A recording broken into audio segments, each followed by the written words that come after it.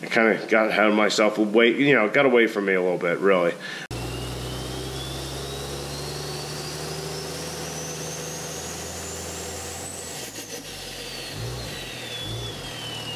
Hello guys, welcome back to the channel, welcome back to the garage.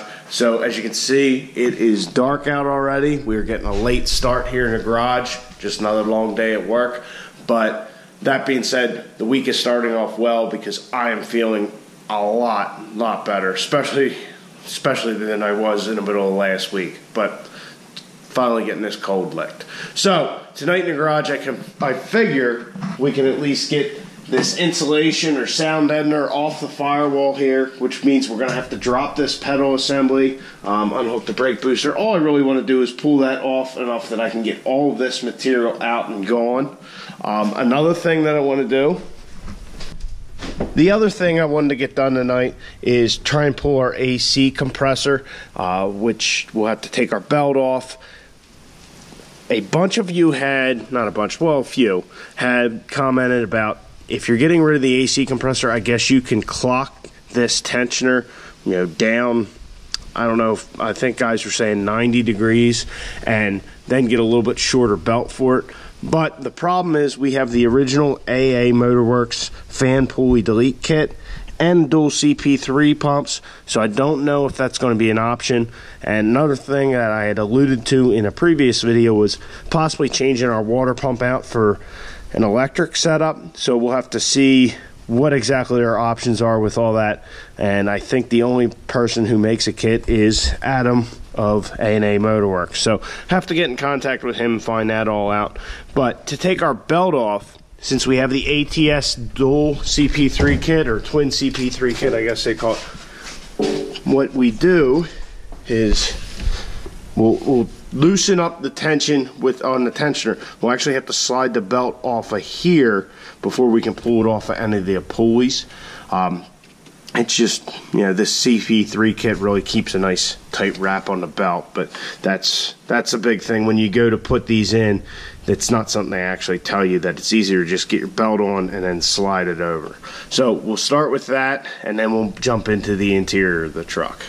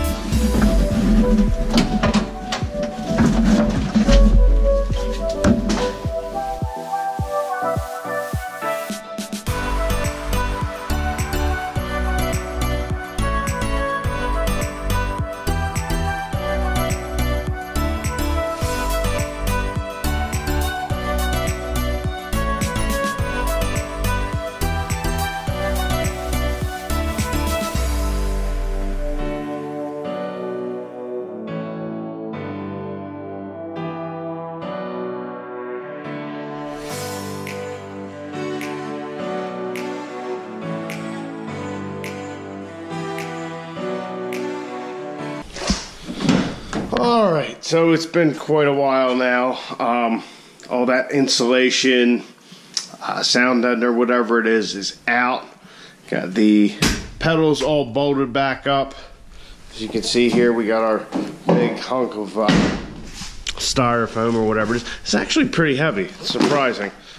AC compressor is out. That's where things kind of took a turn. Well, actually, it was when I was pulling this insulation stuff out. So there was one harness that went through that hole in the firewall over there. And so I traced it all back out, and it was a bunch of wires that weren't connected to anything, So there was only one set of wires in that, and that's these that are together here. Those green wires there. They go down to the wheel. I don't know if it's an ABS thing or like a wheel speed sensor or something. But anyhow, I was tracing all the other wires back, and I started de-pinning the harness because, and I know I told you guys we weren't going to be doing any wiring, but I got these fancy tools for de-pinning a harness. They just have a bunch of different picks, basically, different thicknesses, widths, styles. So I wanted to use that a little and get rid of those 3 or 4 wires, which were in this harness here. So while I was doing that, I was tracing stuff back, and there's this big wire here that we'd gotten rid of before. I can't even remember what it was to. So I started doing the other side of the harness, and I was kind of looking at that, and one thing left to another. This harness here, as you can see, is actually the 68 RFE harness, because if you remember previously, a long time ago, we had deleted a bunch of the wires for the sensors for 68 RFE here. And as you can see, this harness goes on and down, and well, it actually goes to the computer. So I started pulling that harness kind of out so I could get to it and try and work these wires back. And like I said, disconnected from the computer. One thing just led to another, and I started pulling stuff out.